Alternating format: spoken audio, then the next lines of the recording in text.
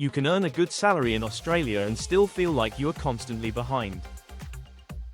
Not poor, not struggling in the traditional sense, but never quite comfortable. And that feeling is more common than most people realize.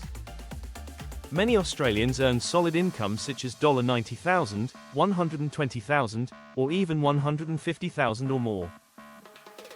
But the experience often feels the same. Where is the money going and why does it never feel like enough? This is not just about spending habits, it is about how the system feels from the inside. Because there is a difference between income on paper and cash flow in real life. On paper everything looks strong, with a stable job, regular income, and career progression. But in reality income does not arrive as usable wealth, it arrives with commitments already attached. Rent or mortgage, tax, super contributions, loan repayments, and bills are often fixed before the month even begins. So the experience of earning money is very different from the experience of keeping money. This is where the pressure begins. Not from one big expense, but from a series of ongoing commitments. Each one is reasonable on its own, but together they create tension.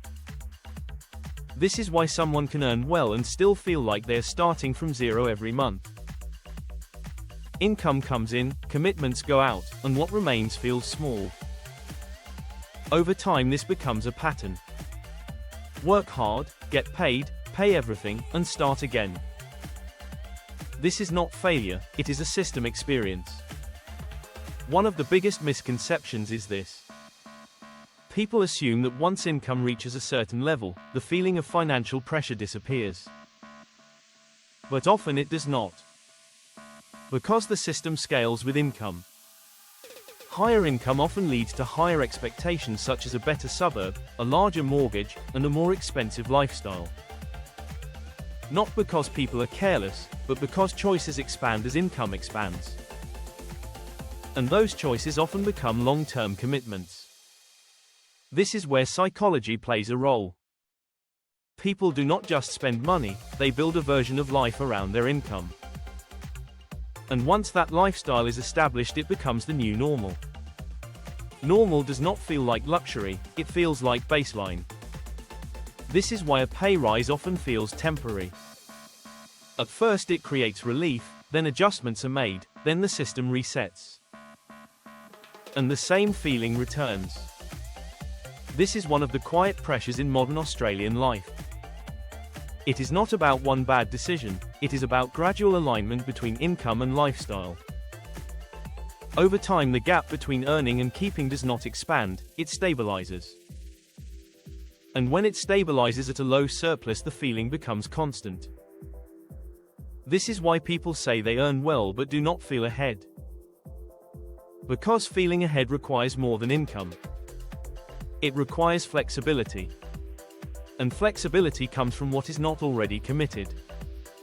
In many cases, a large portion of income is already allocated before any decisions are made. Mortgage or rent, car, insurance, utilities, subscriptions, and daily living costs all reduce available cash flow.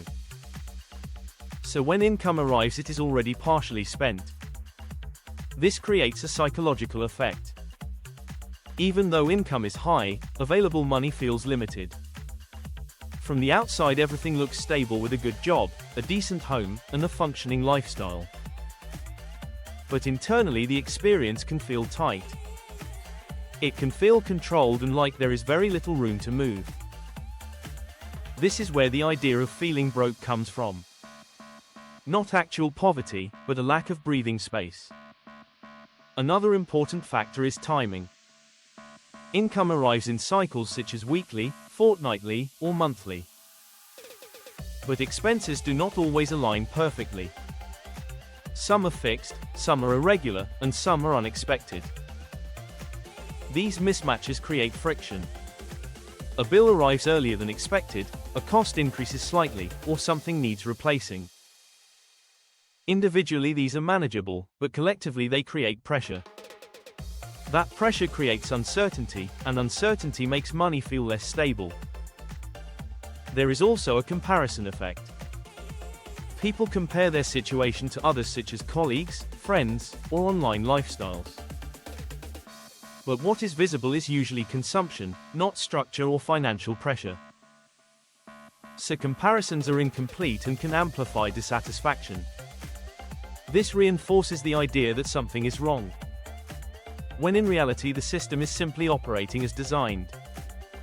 Another layer is long-term commitments. Many financial decisions are not short-term. A mortgage can last decades, car loans run for years, and lifestyle expectations become embedded. So even if income increases, flexibility may not increase at the same pace. This creates a gap between income and freedom.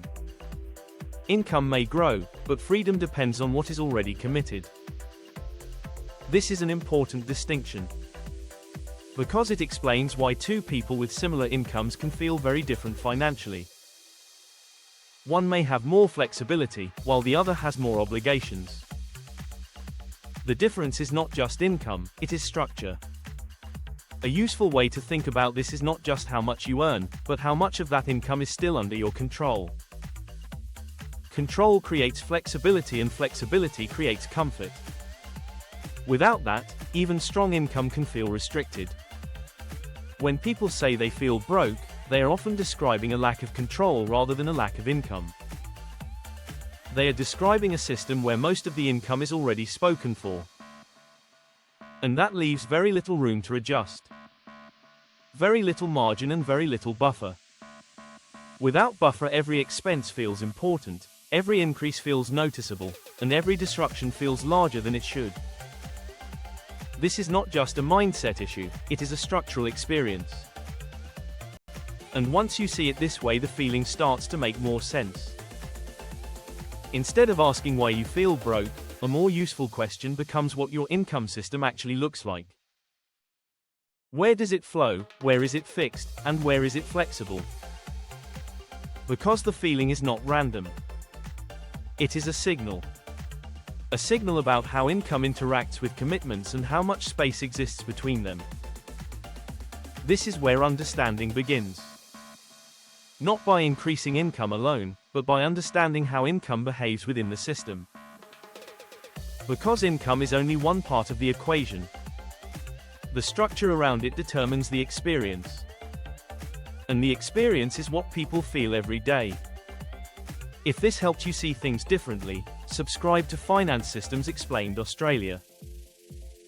In the next video we will look at how expenses, debt, and commitments quietly shape long-term financial direction, often without people realizing it.